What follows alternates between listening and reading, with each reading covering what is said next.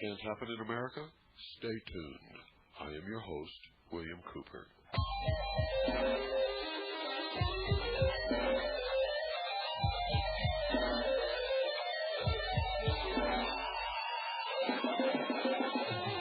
It's the 23rd century, 83. The things are much worse than they used to be. It's a hell of a time, cause the federal's gone mad. The brothers and rebellion, the war's in your hands. People all over in every town. Buildings on fire, burning down on the ground. Out of control, people pouring upon. Little children on the night behind every door.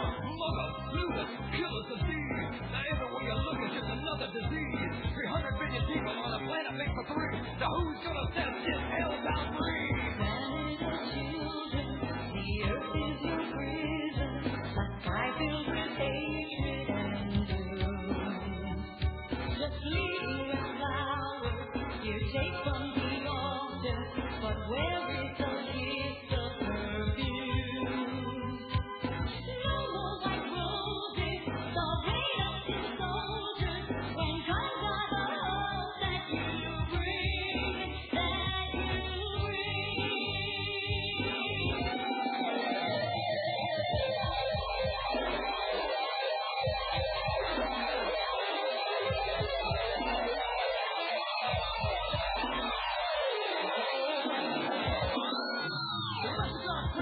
out of control. There's too much blood in this world of dirty souls. People in the streets got nothing more to lose. Cause the federal ball buddies making all the rules. So nothing they can say to you, they're only dirty scum. But the blue dog comes if you got you on the run. Cause they want to beat you down and tear you off the side. So there's nothing more left of you than even your pride. But he can't beat you down, now the power is you. The children of God, the light and the truth. But we are the power and the power is love. We're giving little things to the heartbeat of the dog. into the fire, to cast out the fire, through clouds of smoke dripping blue. Just lift up your heel where they cannot reach you. Your heart is protected in truth. Believe in your own self for the thoughts you are thinking. The light is the hope that you bring.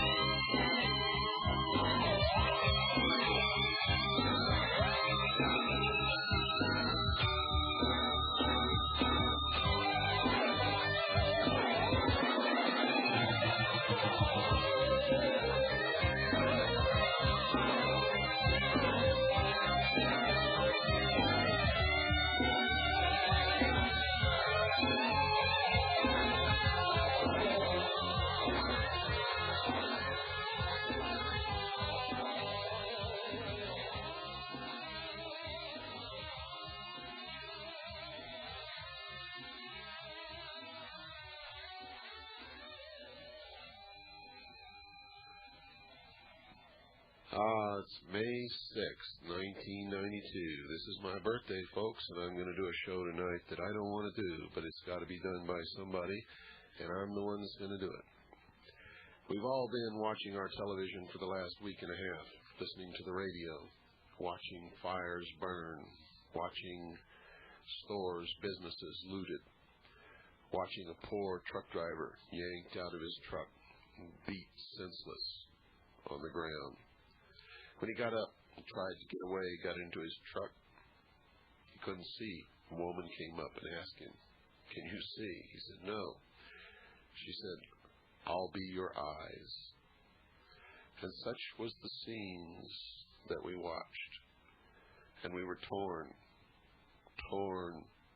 between understanding and loathing and hatred and love and shame. And what for? And that's the subject of tonight's The Hour of the Time.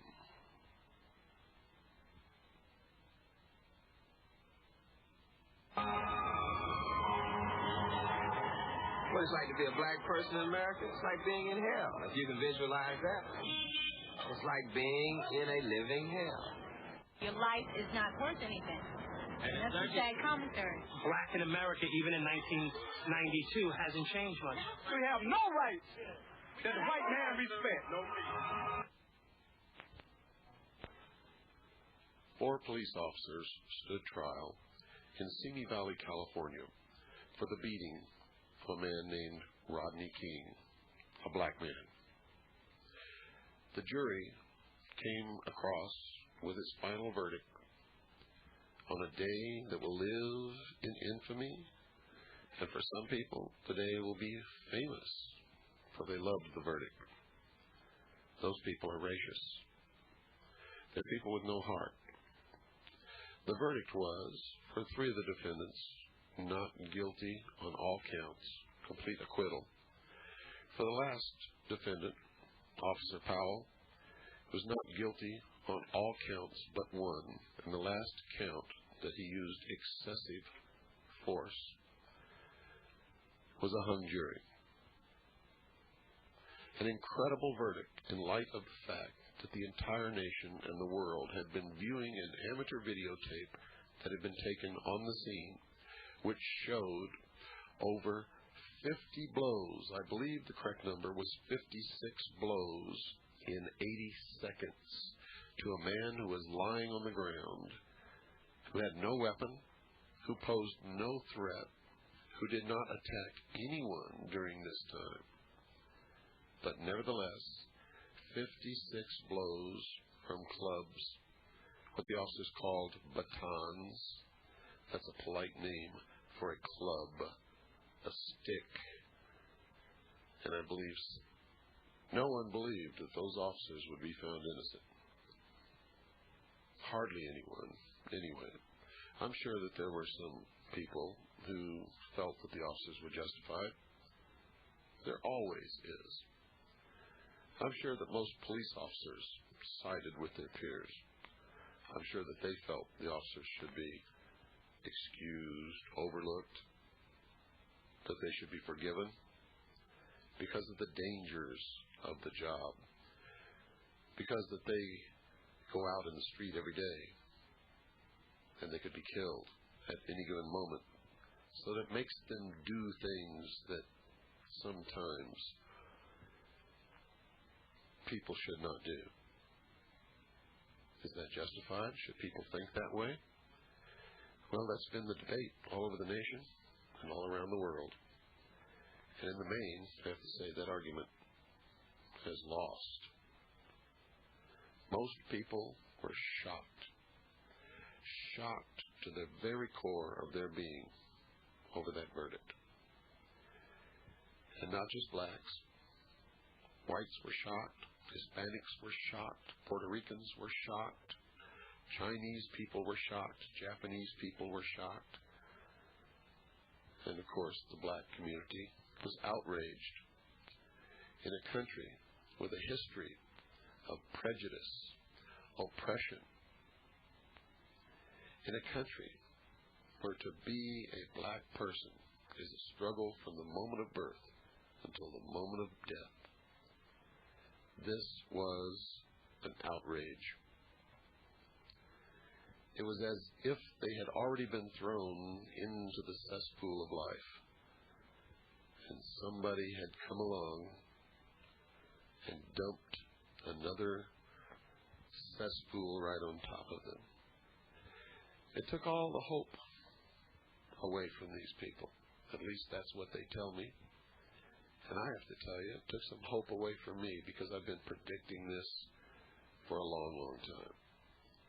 In fact, I'm going to give you now a speech that I delivered in New York City on April the 26th, 1992, just a few days before this incident took place. The incident that resulted in hundreds of buildings burned to the ground. I believe the last count that I heard, 1,700 buildings burned to the ground in Los Angeles. Over 40 people dead, more than in the Watts riots. Hundreds of people wounded. Over 700 people arrested. Many businessmen out of business forever. An entire economic community destroyed. I have to tell you, folks, no businessman in his right mind will ever go back into South Central Los Angeles and open a grocery store, supermarket, a discount store, an electronics store, a stereo store, any kind of store. It's not going to happen. It is not going to happen. If those people thought that they were bad off before, they are now destitute. In New York City on April the 26th, this is what I told my audience of approximately 600 people. I asked them to close their eyes, and on their eyelids to draw a map of the United States and all of its possessions. And on that map, place a dot for every city and town in this great nation of ours. Every city and town. Put a dot there. Now, if you're like I am, you've got so many dots there you probably couldn't count them in a week, because that's how big this country is. I want you all to understand that at any given moment, of any given hour, of any given day, of any given week, of any given month, of any given year, if you've got enough money, in every single one of those towns or cities, you can buy as much of any type of drug that you can imagine or that you could possibly want if you have the money to pay for it. On some street corner, and in some cities and towns, on many street corners. Now I want you to take yourself and your imagination to that street corner in whatever town that you pick. And I want you to understand that whatever amount of money you have in your hand will buy whatever amount of drugs, of any kind of drug that you want, any kind, at any time. And there will never be a shortage. The drugs will always be there as long as you have the money in your hand. Now just imagine, what kind of a supply system does that require? Do you understand how much cargo of drugs has to be coming into this country continually, all the time, to make sure that each drug in its exact quantity that's needed in each city, in each town of this country is delivered to that city in that state or in that town, in that state, on time, so that there's never a shortage? Do you realize that in Silmar, California, which is in the San Fernando Valley, near Los Angeles, in a warehouse with a cheap padlock on the door and no guard anywhere, law enforcement officials found 22 tons of pure cocaine. 22 tons of pure cocaine.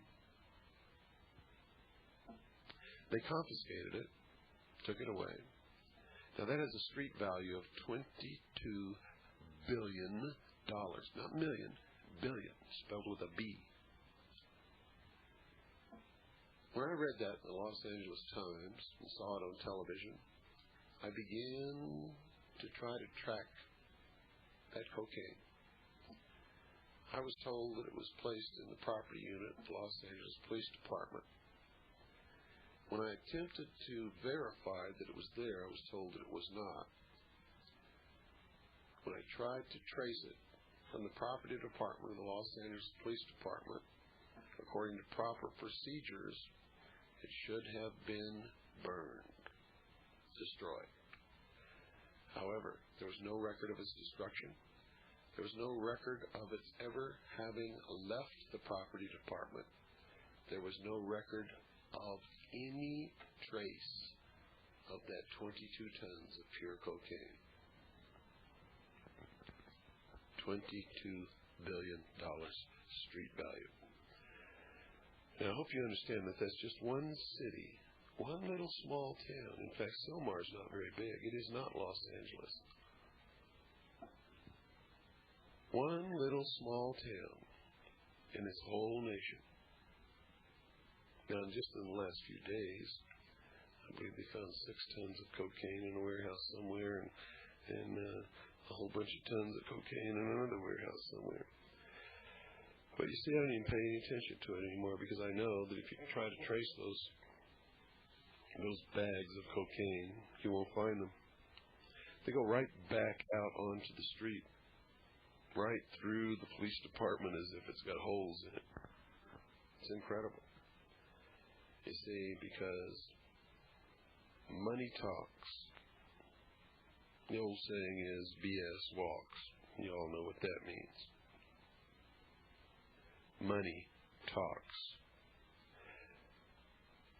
Pretty hard for somebody to burn 22 tons of cocaine, but that's not the reason why it wasn't burned. So you have to understand, to get that much drugs into this country, so that every little city and town in this entire country is supplied with drugs,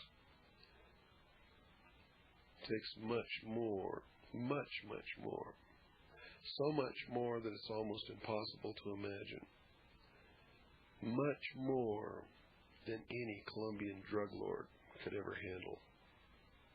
And there's no Colombian drug lord that has anywhere near the amount of money that would be required to perform a logistics operation of that magnitude.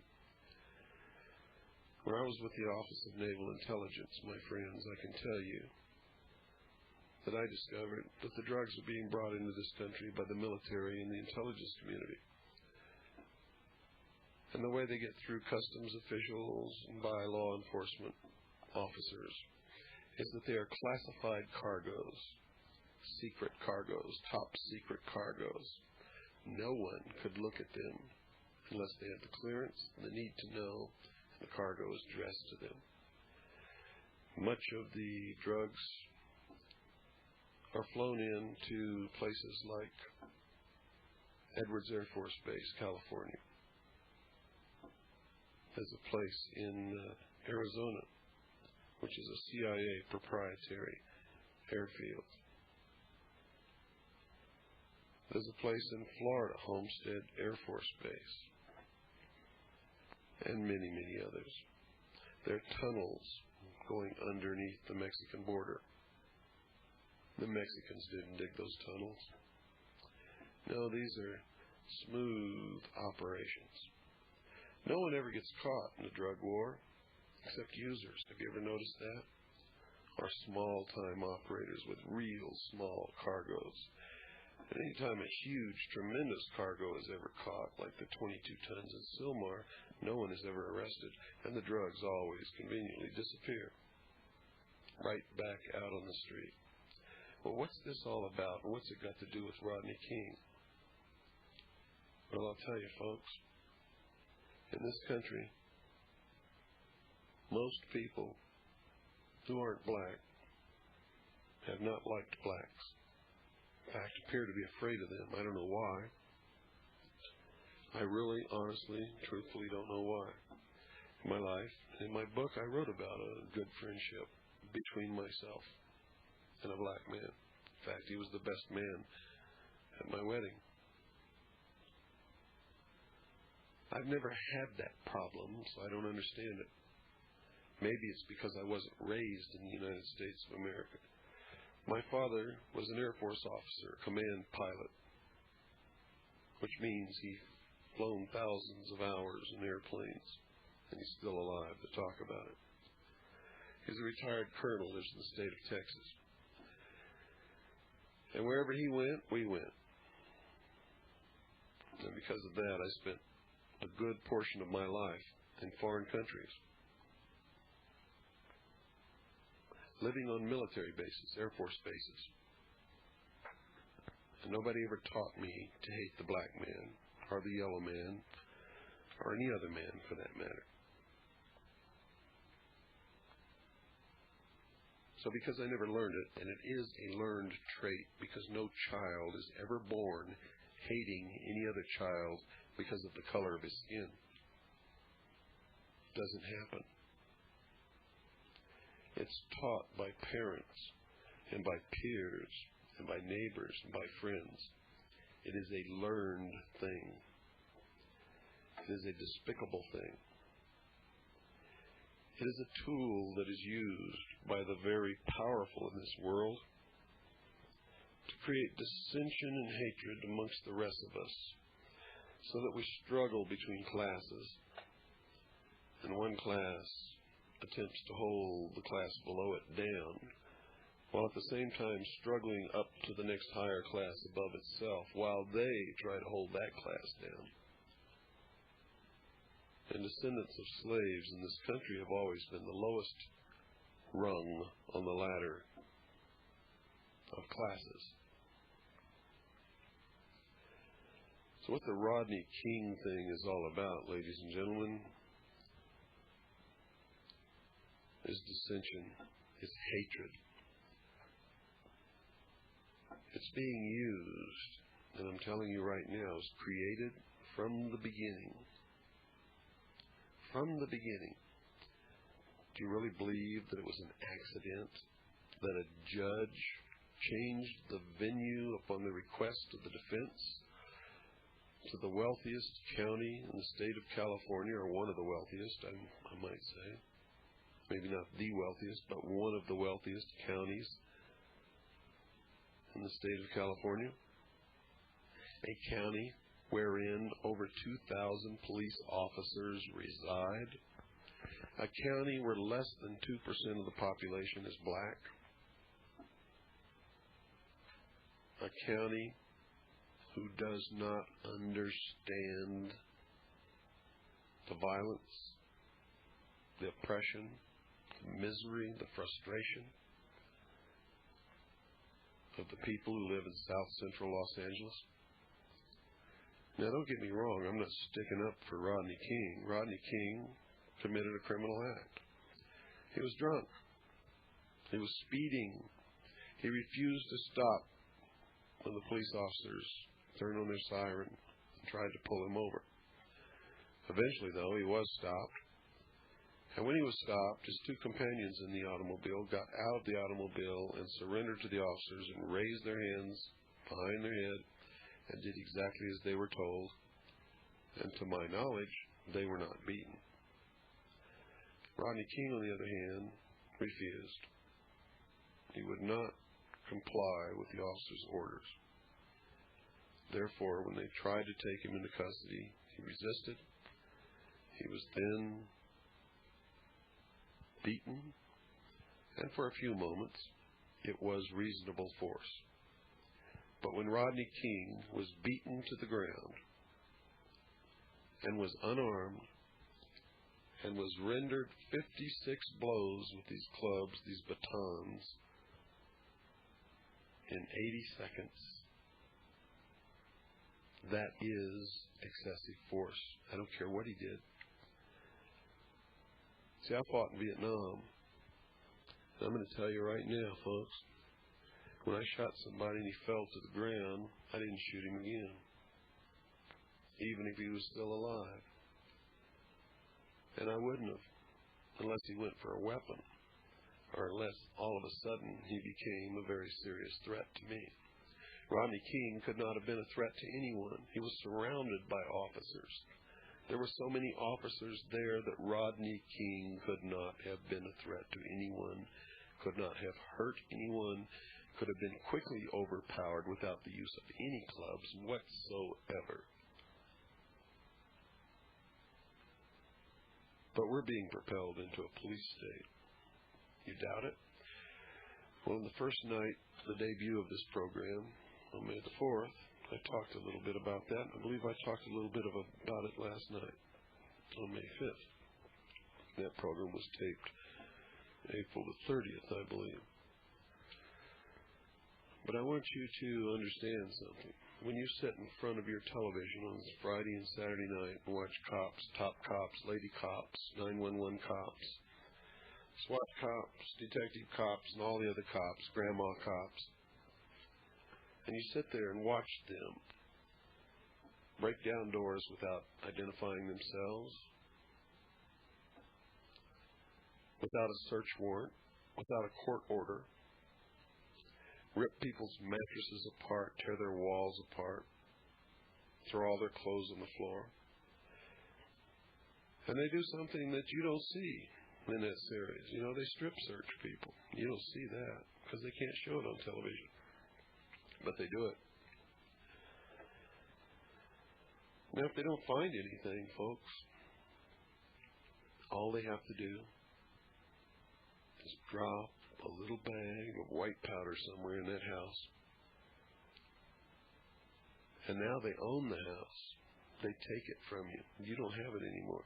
You'll never have it anymore. They can confiscate your bank account, your RV, your cabin, your property, land, every single thing that you own, your cars, your clothes, and your children. And except for your children, they can auction it all off within 24 hours. And there's not a thing that you can say or do about it. They can do it without a court order, without a trial, and without even charging you with any crime. And it's happened to many people. And you sit there in front of your television sets and you cheer it on. Say, get them, get those scummy so-and-sos. I've watched it. I've seen it. I've been in living rooms where this has occurred. And the reason you do it is because you're watching it happen to blacks, minorities, poor white trash, what they call poor white trash down south. Puerto Ricans, Hispanics. And you say, get them. They're a threat to us, middle class.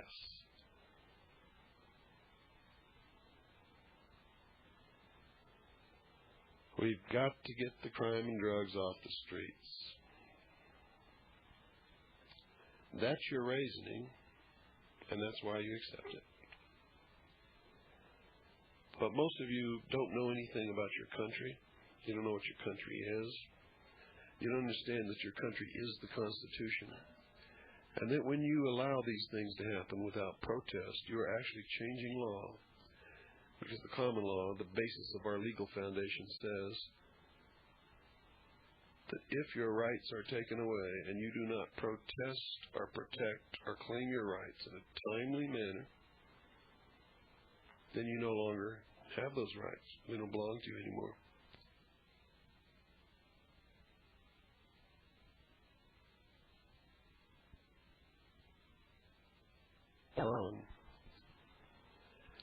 You see, the fourth article and amendment to the Constitution, one of the original Bill of Rights, first 10 amendments, says that all of those things cannot be done.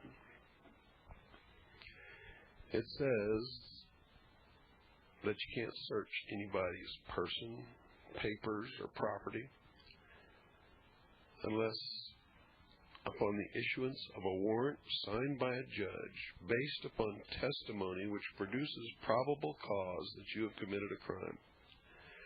And the warrant must name the exact place to be searched and the exact items to be seized. So everything that they're doing is against the Constitution of the United States of America, which is this country.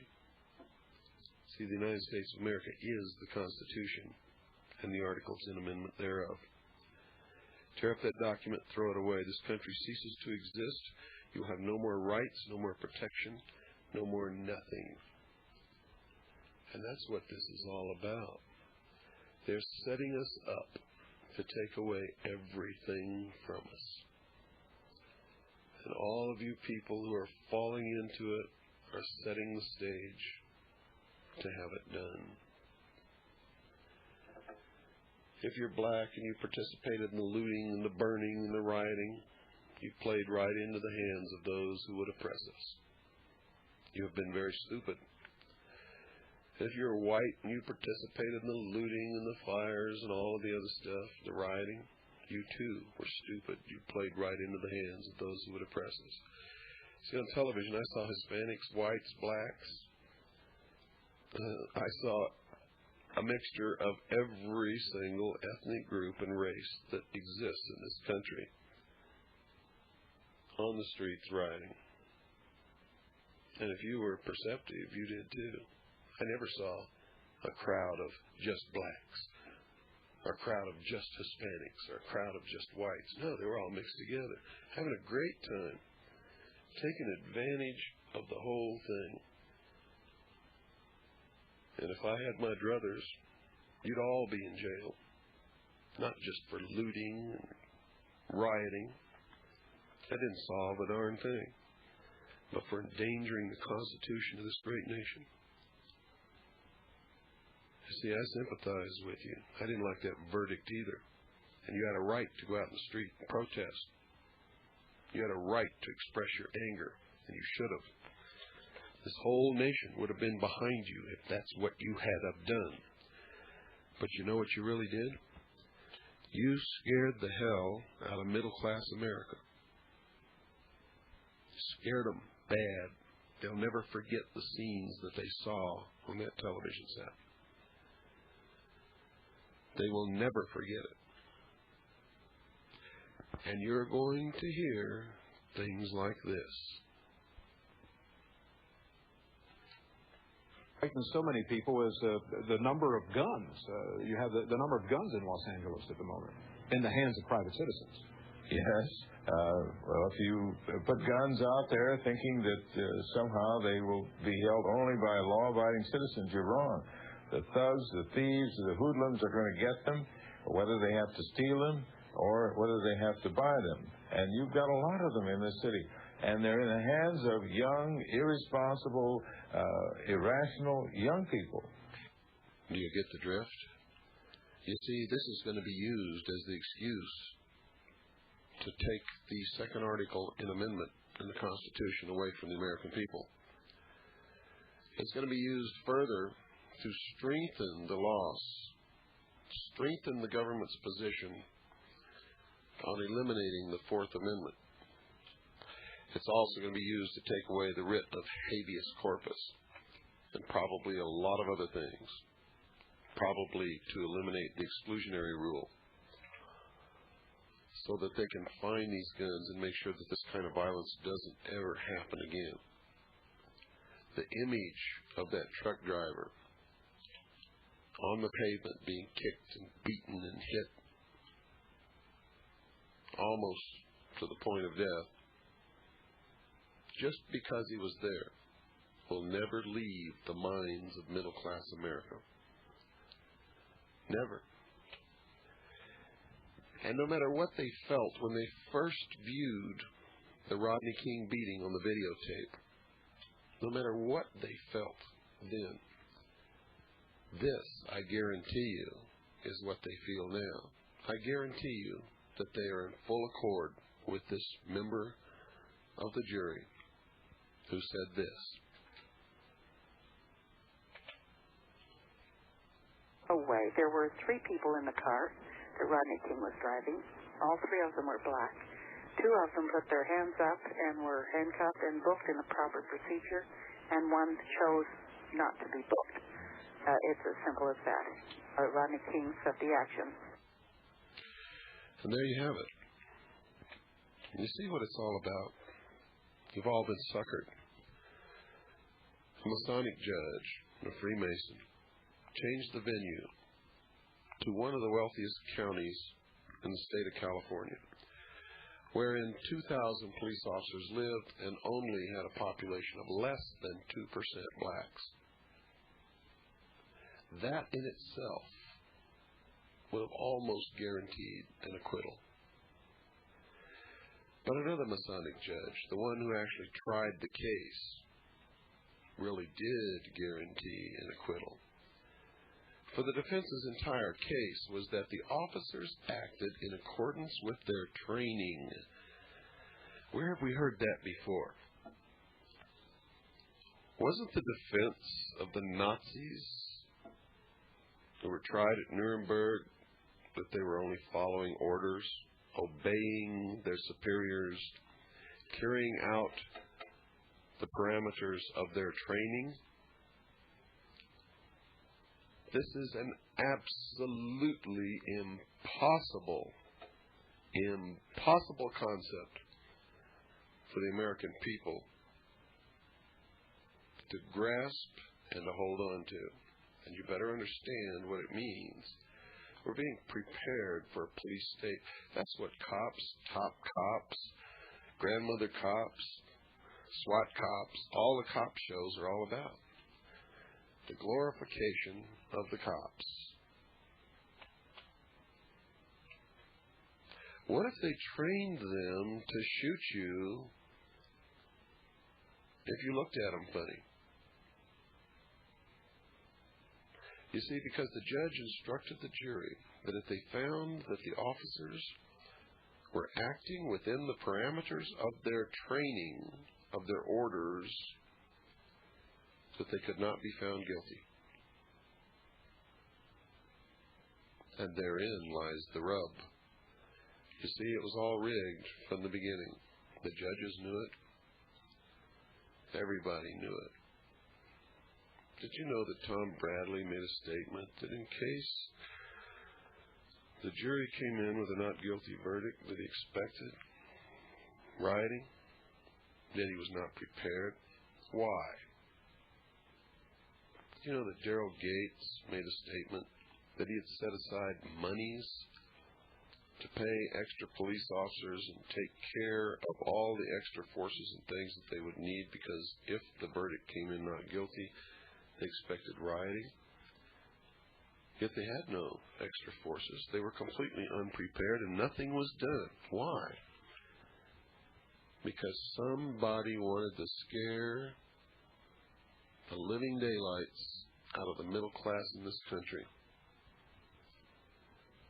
so that they could justify taking away rights from the American people. And I got to tell you something. You all fell for it. All of you. You fell for it hook, line, and sinker, and you're going to suffer because of it. This was no accident. And I've talked to a lot of blacks in those neighborhoods by telephone. Good, honest people who did not participate in those things. But they were witnesses and they watched. And they tell me that some of the fires were started by their people. They saw them do it. But some of the fires were started by people they never saw before and were professionals. They had professional techniques, professional fire bombs. And if you know anything about fires, you know that whole buildings don't go up at once unless somebody knows what they're doing. Somebody was following the looters around, and after they finished looting a building, they would go in and set a fire. They would instantly consume the building. Total conflagration. And then they would disappear. People who were not from the neighborhoods. Not from the neighborhoods. Somebody was running through the neighborhoods telling people that the merchandise in the stores were free. Now, that doesn't excuse them running down and taking merchandise out of the stores. It was despicable. The looting was despicable. I abhor it, and all who participated in it should be apprehended, should be tried, should be convicted, and should be thrown in jail. Anyone who hurt another person or destroyed anyone's property should be tried, convicted, and thrown in jail. As far as I'm concerned, anyone who killed another person should be tried, convicted, and I would hope that they would receive a death sentence. But that's not up for me to decide. See, I believe everyone has a right to be angry, and has a right to protest, has a right to demonstrate, has a right to march in this country. But no one has a right to do what these people did. I believe that our police officers serve the public, should be polite, should be professional, and no one, no matter how guilty of any crime, should be subjected to a beating that we saw on that videotape being given to Rodney King. It's not up to the officers to judge punishment or to punish. Their job is to help the public, keep the public and their property safe, identify and apprehend criminals. And their job is to do it within the law and do it humanely. Training does not justify abuse. Hitler trained his SS to murder, cold-blooded murder people. And if their excuse didn't stand up in the Nuremberg trials, why should this excuse stand up with these 4 officers in any trial in this country? Because that is the whole key to the whole not guilty verdict, was the defense's position that they were acting within the parameters of their training and the instructions of the judge to the jury, that if they found that they were acting within the parameters of their training, they could not be found guilty. Which means, if during their training they were taught to rob a bank every 3rd Sunday, and to take that money and buy guns and to go out and kill 2 people every 4th Sunday, then they could not have been found guilty if all of that was taught to them during their training.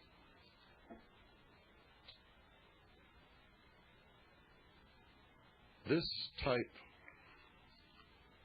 of thinking in this country is insanity and cannot be allowed.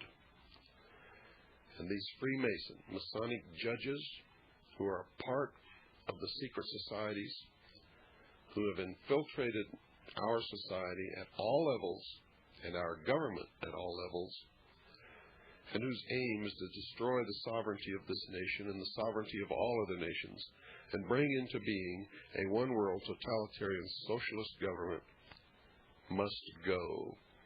These people must be weeded out. They must be prosecuted and dealt with legally within the law, but it must be done. If you don't think there's a conspiracy, you watch. See, I said that this would happen in New York City. I told those people in New York City that this would happen. And it has. I said in New York City to that audience that when the blacks found out how they were being used and how they were being intentionally addicted to a welfare state to create a dependent class of people And then the welfare benefits are withdrawn to create a criminal class of people. And then the criminal class of people is addicted to dope, narcotics, not only as a feel-good substance and addiction, but as a method to fuel their economy, as a method to put food on the table. You have to understand, folks, that this accomplishes three things. Drug addiction for blacks or for anyone else is a form of euphemistic slavery. They are no danger to the ruling class, to the elite, or to anyone else. They are, in fact, slaves to their addiction, and they can be controlled by making the substance of their addiction, or the focus of their addiction, available or not available, cheap or expensive. And they can be manipulated hither and thither, to and fro. They can be made to create crime, or they can be made docile as little lambs. It also creates huge, tremendous profits beyond your wildest imagination for the secret government. And they use these profits to finance and bring into being the New World Order, the one world government, the police state that's to come. And number three, it scares the living daylights out of the middle class, out of the people who feel that they're a little better than everybody else because they have a little more than everybody else, and they don't want to lose it. So they scream for protection. In the latest poll, folks, they were asked, would you be willing to give up some of your constitutional rights in order to get the drugs and crime off the streets? And guess what the answer was? The answer was yes, yes, yes, yes. Please take the drugs and crime off the streets. We will give up whatever we have to give up. But don't subject us to this fear. Well, if you think that they had fear before, they're trembling in their boots now. Trembling in their boots. And the cause of the black man in America has been tumbled backwards for 100 years, at least. At least. And the black man will be lucky if he ever regains what he has lost over what has happened in the city of Los Angeles. And this is exactly what was supposed to happen. And all you kids, all you members of gangs out there, you want to feel like somebody? You want to be somebody? You get in touch with me and I'll show you how to be somebody. And I'll show you how to save yourselves and help save this country. Because this country is all you got. You see, it's not middle class America that's oppressing you. We're all being used. All of us. We are all being manipulated and used like puppets. And when those with the power pull the strings, we dance and we like it. Because we've been taught that that's what we're supposed to do and that's what we're supposed to like. And that's what Los Angeles was all about, and that's what Rodney King was all about. Rodney King made an eloquent speech saying that he wasn't like that. And he wished the violence would stop. Well, Rodney King, I got a message for you, buddy. You should have thought of that before you got in that car and tried to outrace the police and then resisted arrest while you were drunk. I feel sorry for the beating you took, but don't tell me you're not like that. Because that's a crock. If you weren't like that, none of us would be in this situation we're in right now. Let's hope that you learn from this and that you won't be like that in the future. But don't tell me that you're not like that.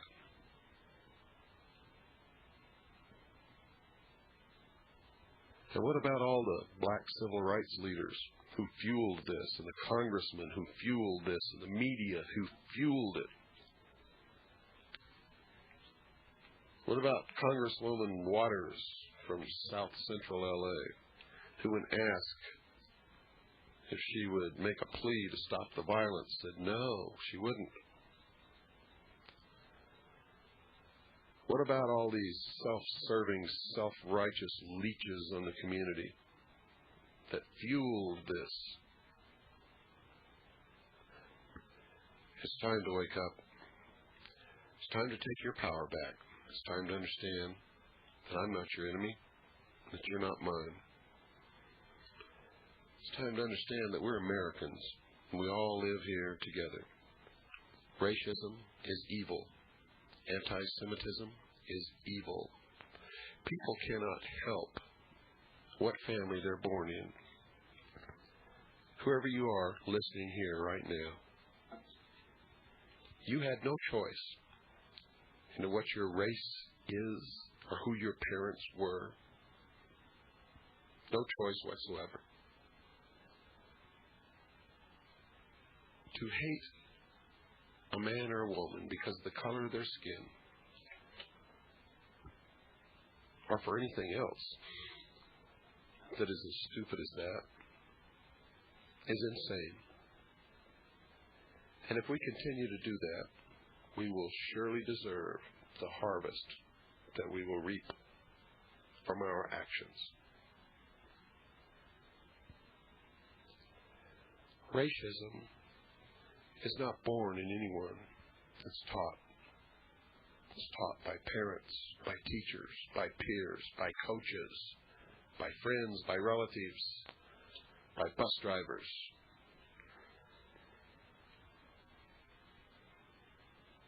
Some young men learn it when they go in the military service.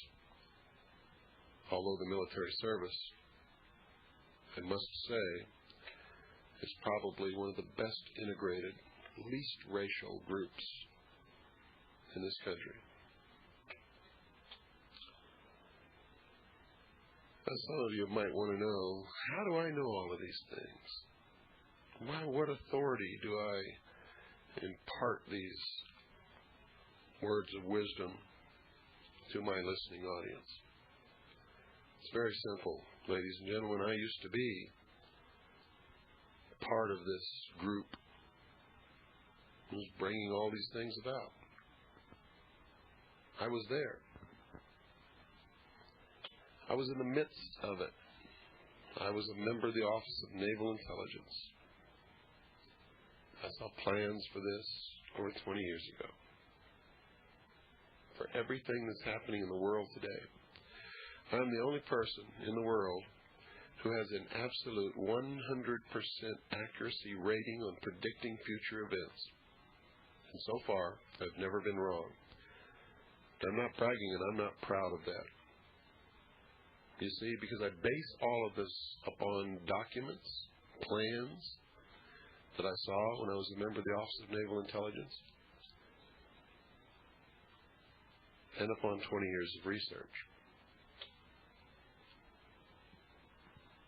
I hope and pray every night that the next day I will be wrong. I want to be wrong because the day that I start to be wrong, it means that we will start to win the war. And don't fool yourself. We are engaged in a war for our freedoms, for our future, for our existence.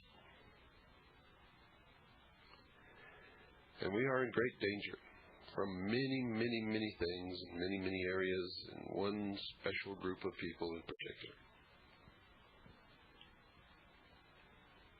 But the biggest enemy that we have on this earth is ourselves, our own ignorance, our apathy, our inability to see and to hear and to understand.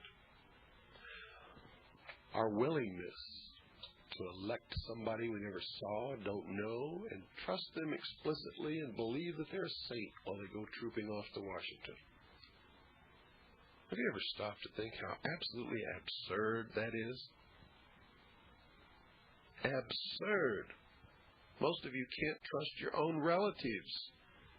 And you trust some stranger to go off and represent you in Washington, and then you forget about it and trust that person to do the right thing. And then you wonder what happens when they don't. Come on, wake up. I mean it. And you better wake up and start voting. And you better throw all the bums out, put some citizens in there, and you better restrict the terms to one term. Because if they decide to become a professional career politician, that means they got to get reelected. If they got to get reelected, they can't do the right thing. That's what's wrong with this country. They can't do the right thing. So they're easily corrupted, easily bought and paid for, easily steered down the path away from us. And at some point along the line, their conscience doesn't even bother them anymore. They don't even care about us. Why? Because here's what they think of us. And on a daily basis, we prove them right. Quote, a nation or world of people who do not use their intelligence are no better than animals who do not have intelligence, and thus are stakes on the table by choice and consent. Unquote. You fit into that category? Do you? Think about it honestly. Look yourself in the mirror. If you do, admit that you've been stupid. And decide that you're never going to be stupid again for the rest of your life. It's important. Help me. Good night. And God bless you all.